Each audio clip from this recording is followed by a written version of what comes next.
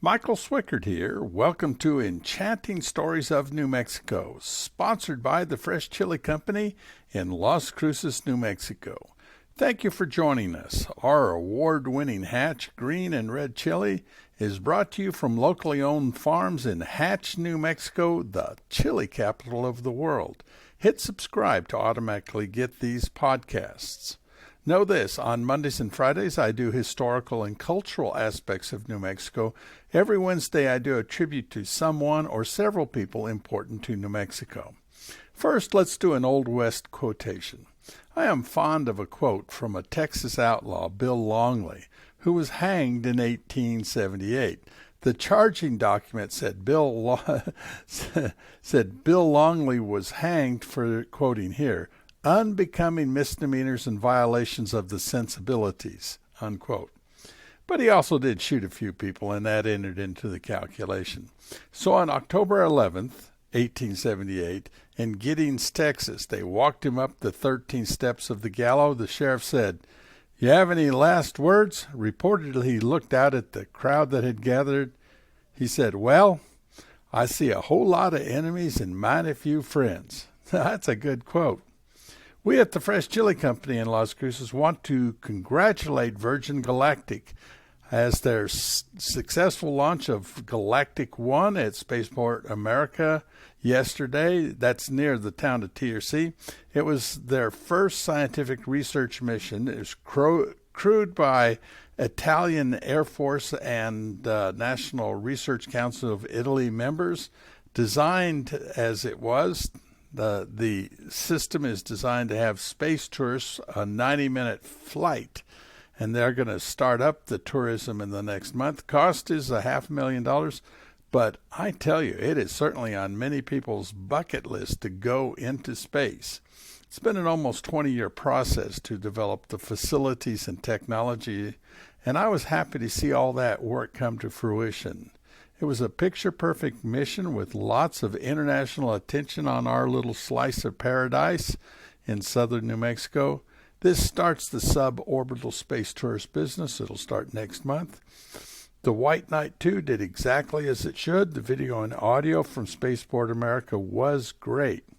Now, in the 1960s, as a high school student, I followed the Mercury, Gemini, and Apollo missions very avidly and was mesmerized on the 20th of July, 1969, to see "One Small Step for a Man, One Giant Leap for Mankind," spoken by Neil Armstrong, the first man to walk on the moon. Now, this isn't quite in the same league, but I tell you, sitting here, I was thrilled to watch what they were doing, and I just tell them, onward, onward. Now, when people come to New Mexico, they find some towns have, how shall I say it, very unusual and interesting names. There are not many towns in New Mexico I have not visited, but there is one that I just heard about the other day. It has a unique name in history. It's south of Gallup, New Mexico, 50 some odd miles south. It's called Candy Kitchen. Candy Kitchen, New Mexico. At first I thought somebody was pulling my leg, but that's its name. The story I heard was that an area rancher during Prohibition, that's when it was illegal to have or sell alcohol, started making candy using pinon nuts and sugar, making fudge and stuff. He used lots and lots of sugar.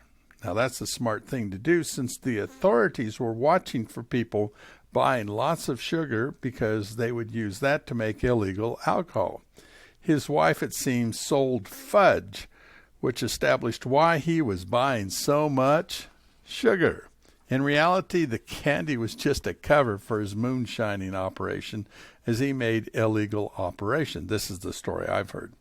I don't know exactly what kind of alcohol he made, but he recognized that making moonshine was the bulk of his money, since cattle ranching wasn't that profitable, and the candy sales, while good, couldn't compare to the alcohol sales to area residents. And even after Prohibition ended, I understand he was still making his own moonshine, and so it was illegal, though it must have been something some people liked. Now, I have to say, I'm sorry, I don't know the ending of the story, other than he and his wife left or died sometime later. and the moonshining business ended, best I know. In fact, I don't even know their name. But the name of the town, what a great name, Candy Kitchen. There's a couple hundred residents, and interestingly, they've established a wolf sanctuary known as Wild Spirit Wolf Sanctuary. They have about 60 wolves there. Great, unusual name for a town, Candy Kitchen.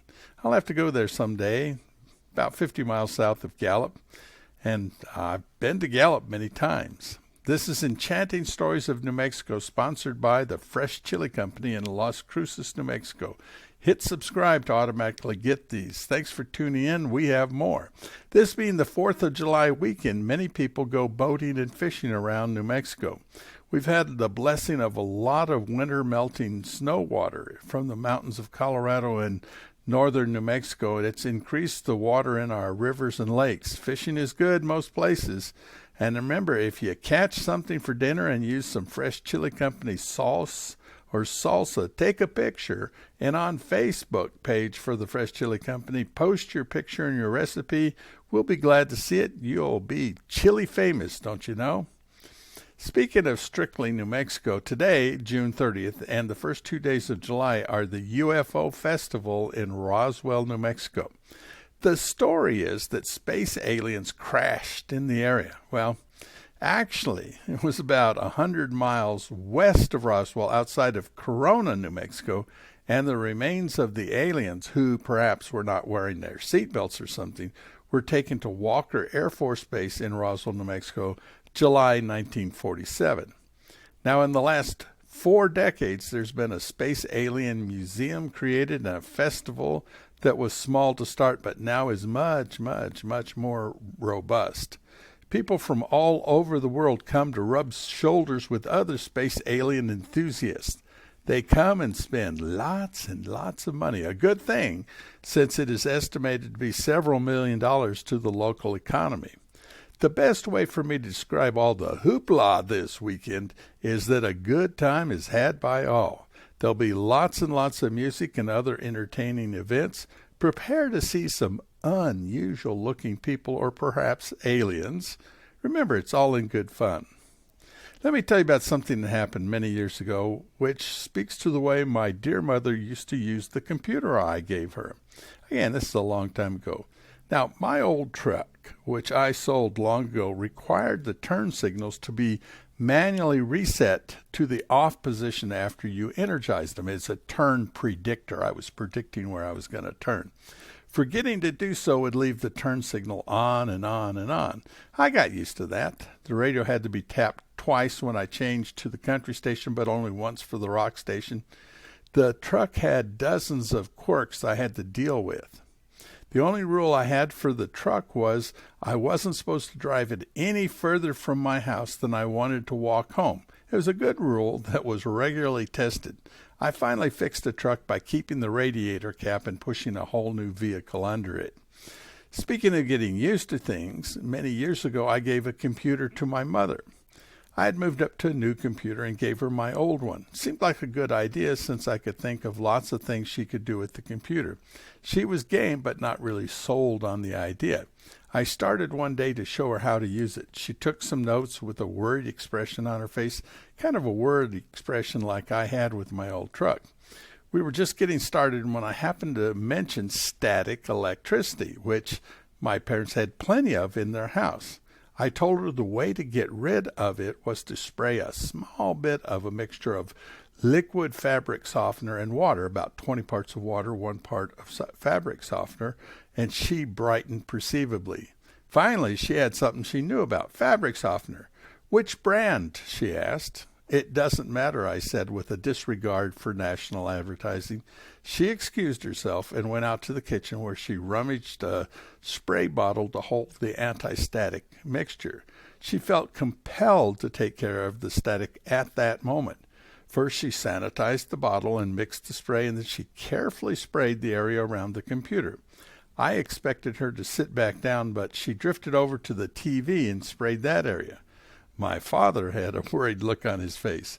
Then a neighbor came over, and my mother went through the whole routine on how to mix the anti-static spray, and they took turns spraying down the hallway and did the master bedroom.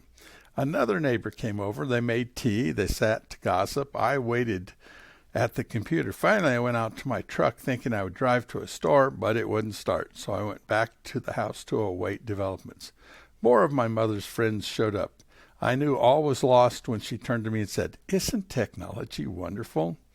My father waited a couple weeks before he chastised me. "Your mother is spraying every square inch of the carpet in this house twice a day, and she hasn't turned the computer on even once." Well, I gave her what she wanted, I guess. She loved the anti-static spray. Oddly, I think if she was alive today, the ability to email her friends would ensure that she used that computer. She used to, at that time, write a lot of letters. She merrily sprayed the carpets for years. I bet there's no static in the house for 200 years. My dad got used to it, and I no longer have a worried look on my face except at car payment time. That's the only time. Michael Swickard here with Enchanting Stories of New Mexico. Now for some good news if you love green chili. We're just around the corner from the harvest season for green chili. In fact, there's a few green chili peppers already being harvested, and of course, that means they're flame roasted and turned into something delicious to eat. Fresh Chili Company's owner, Randy McMillan, has some video on the website, the Fresh Chili Company website, of chili fields and a few chili peppers that he cooked into a delicious dinner. You can go to Facebook and follow Fresh Chili Company and see those and many other videos. And again, you can become chili famous if you put one of your dishes on it. What is coming in a few weeks with this harvest around the corner is that Fresh Chili Company is offering a special reserve release of Hatch Green Chili Veritol Big Jim in a 16-ounce jar. Veritol means that the product will only be made with Big Jim chili, which is sweet and has a medium heat level, and I have to tell you is my favorite chili. Big Jim is very popular in New Mexico restaurants and homes. In 1975, Big Jim chili was listed in the Guinness Book of World Records as having the largest chili pods. The most was like 14 inches, perfect for chili rellenos. It was developed by chili researcher Dr. Roy Nakayama at New Mexico State University. It is a hybrid of New Mexico chili peppers and a Peruvian pepper that Nakayama and fellow researcher Jim Lytle combined. Big Jim is named for Jim Lytle, who died unexpectedly at that time. One thing that happens when people live in Las Cruces, or happens if you're in our little slice of paradise, you can come by the Fresh Chili Company gift shop at 1160 El Paseo Road, Suite D7A in Las Cruces. It's open Monday through Saturday, 10 a.m. to 6 p.m. You get to look at the jars and look at the stuff that they have.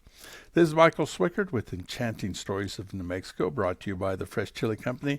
Thank you for your time today. We'll have lots of news and stories about New Mexico on these podcasts. If you have something or someone you want me to talk about, write to michael@freshchilico.com. That's michael@freshchilico.com.